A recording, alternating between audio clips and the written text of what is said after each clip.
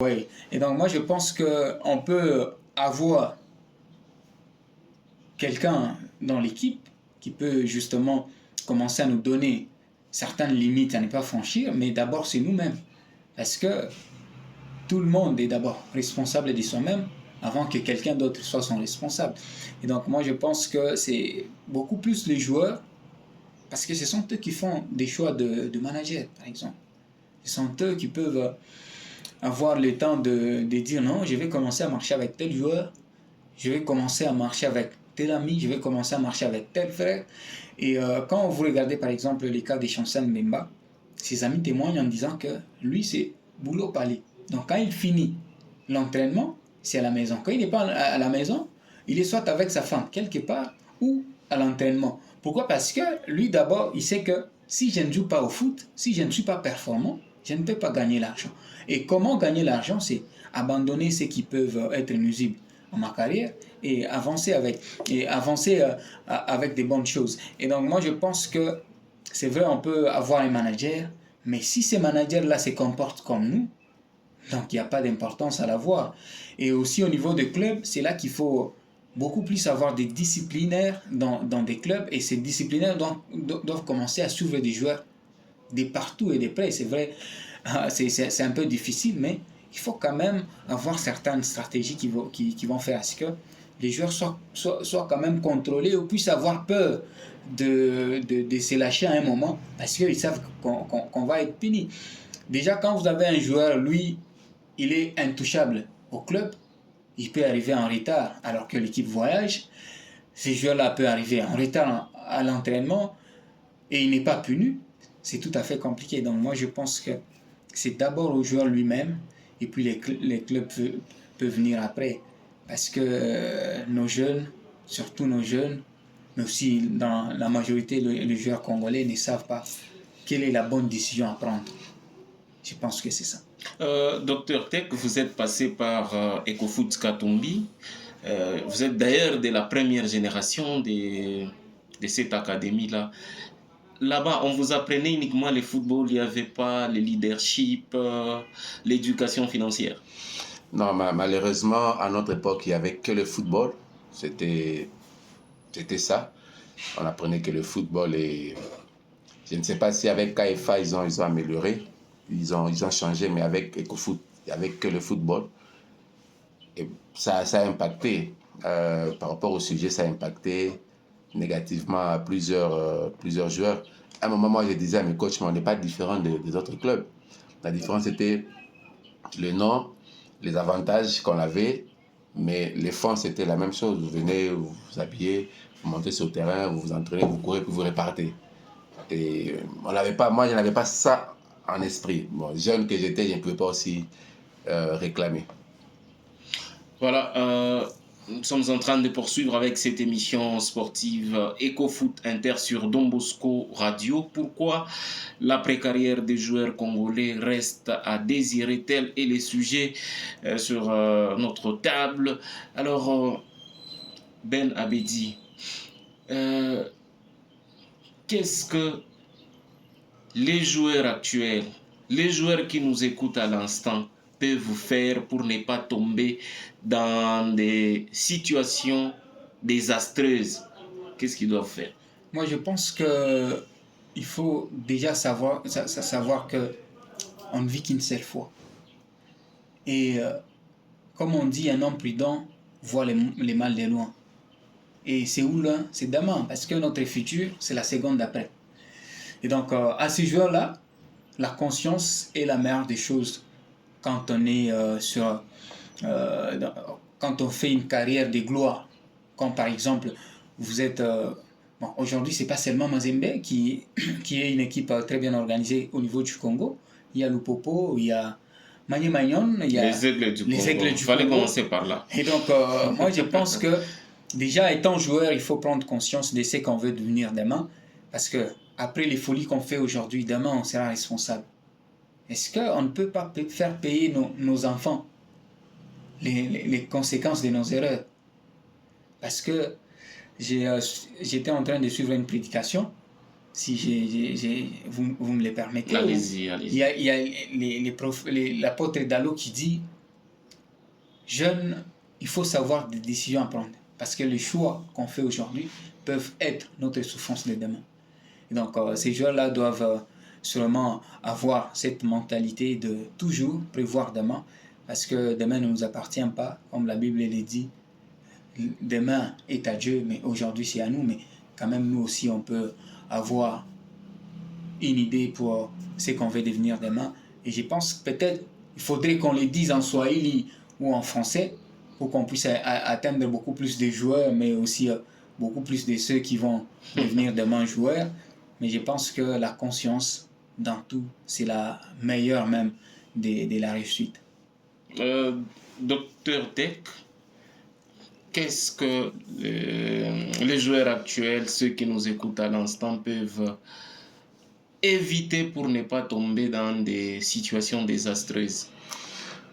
C'est une très belle question. Maintenant de réfléchir pour dire est-ce qu'ils ont envie d'éviter ou ils ont envie d'être comme leurs aînés. La question c'est à ce niveau. Parce qu'il y a des jeunes aujourd'hui qui vous disent ils doivent faire la folie comme Trésor Poutou, comme Kassoussou là. Il est jeune, il veut faire la folie comme tel. Bon, si tu veux les conseiller aujourd'hui, est-ce qu'il est prêt? En parlant, il y a un verset de la Bible qui dit tout m'est permis, tout n'est pas utile. Les joueurs doivent savoir que la carrière des footballeurs, c'est une carrière, des sportifs en général, c'est une carrière très courte. D'abord, il m'a regardé aujourd'hui au football, quand on parle de Cristiano, il a 40 ans, on le trouve les vieux.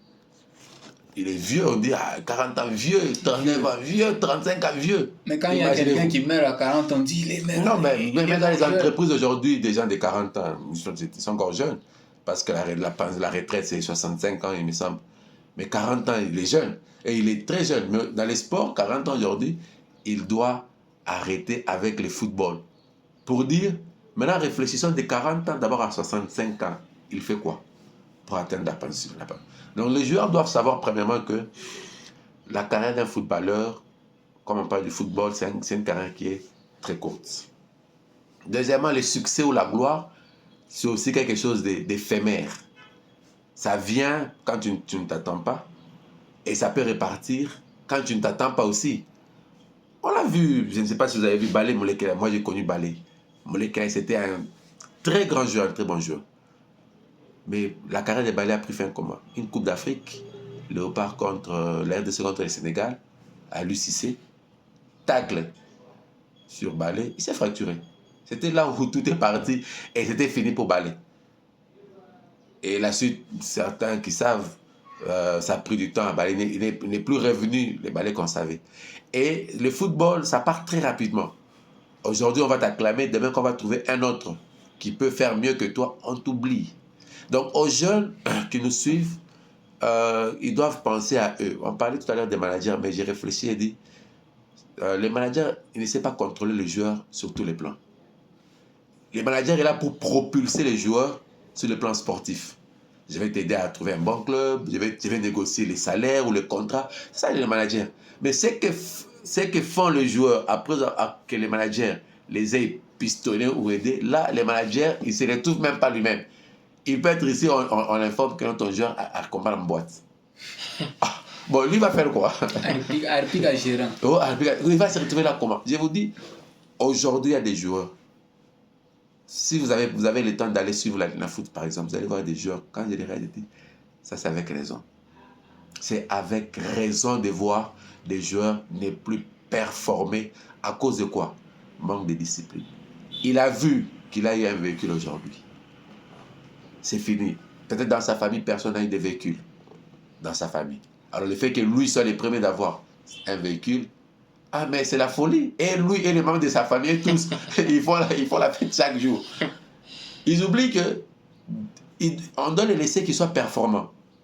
Si, grâce à ces performances, il a eu une voiture X aujourd'hui, si on l'encourage à être encore meilleur, demain, il peut en avoir 2, il peut avoir 3, on peut avoir des maisons, on peut avoir ceci, on peut se retrouver nous tous. Mais ce n'est pas ça aujourd'hui. C'est très peu de familles africaines ou congolaises qui réfléchissent comme ça. Là, on parlait de l'éducation. Mais le reste, c'est donc on n'a pas ta quinte. Chibale. Quand ils se promènent, j'ai rencontré des joueurs qui ont déjà payé des gourdes. les gouttes où ils mettent la bière dedans. Donc quand tu vois, tu penses que c'est de l'eau. Mais alors que c'est la bière. Mais comment un joueur peut réfléchir comme ça? Donc si ça termine, il arrive à trouver un bar. Il part, il paye, il met là-bas. Et puis il met là-bas, il part. Quand tu vois, tu vois, tu vas pas dire Fanny Pime. Tu dis, oui, combien soit ni whisky, soit ni alcool. Et 3 jours après, vous voyez, il ne performe plus. Et les sports, c'est les résultats. Et puis on te met dehors. Hier, on te paye $1000. À la fin de la saison, on te rappelle par le club, non? On doit négocier les contrats. Soit tu pars, soit on diminue par 2. Lui, il doit toucher 500, il réfléchit. Il doit aller où? Et là où tu pars, ce n'est plus le club du même niveau d'où tu étais. Et ils vont se renseigner. Pourquoi vous ne voulez plus les garder? Donc on a constaté que la forme n'est plus. Pourquoi? Ils ont des détails. Ils peuvent ne pas miser sur toi. C'est comme ça que vous voyez un joueur quitter de l'Upopo, il va se retrouver chez le Mumbashi Sport. Il vous dit, non, c'est pour récupérer la forme. Non, c'est pas récupérer la forme. Et donc nos joueurs, c'est triste, mais la majorité, c'est... Même ceux qui ont de l'argent, comment ils investissent dans quoi? Qu'est-ce qu'ils ont comme projet?